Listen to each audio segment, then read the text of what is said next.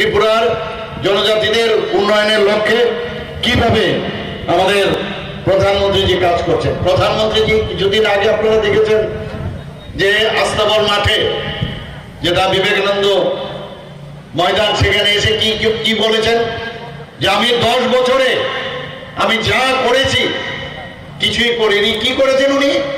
বলে ট্রেলার খালি আমি দেখিয়েছি, পিকচার তো আমি বাকি হ্যাঁ। ট্রেলার দেখিয়েছি। আমি যদি তৃতীয়বারের জন্য প্রধানমন্ত্রী হই, তারপরে বাকি পিকচার আপনাদের সামনে আমি রাখবো। কত বড় কথা! এবং কি বলছেন উনি?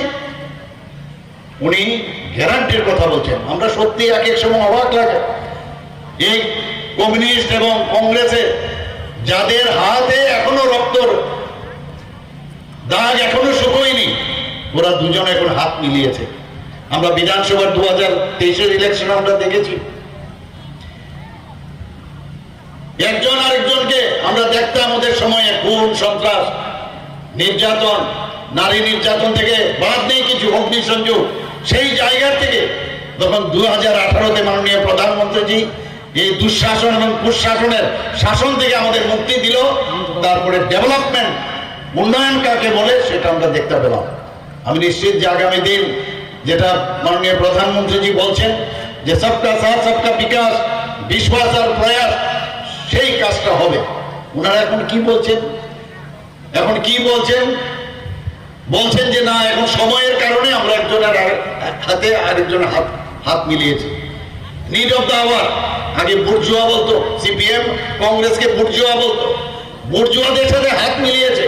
আমার দুঃখ হয় এই কমিউনিস্টদের যিনি প্রধান, আমার ওনার প্রতি একটা আলাদা সম্মান ছিল, কিন্তু এখন কোথায় গেল?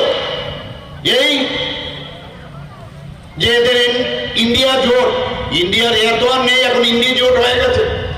এই ইন্ডি জোটের এখন বলছে যে না, আমরা এখন চিহ্ন কোথায় আমরা ভোট দিব এটা ইম্পর্টেন্ট না। এখন যেহেতু আগামী দিনে গণতন্ত্র থাকবে না, সংবিধান থাকবে না, এর জন্য আমরা একসাথে হয়েছি। বন্ধুগণ, সংবিধানের কথাই যদি আমরা বলি, আমাদের যিনি সংবিধানের প্রধান ছিলেন ডক্টর বি.আর. আম্বেদকর, উনি কোথাও বলেননি যে একই দেশে 2 বিধান, 2 প্রধান আর 2 নিশান থাকবে।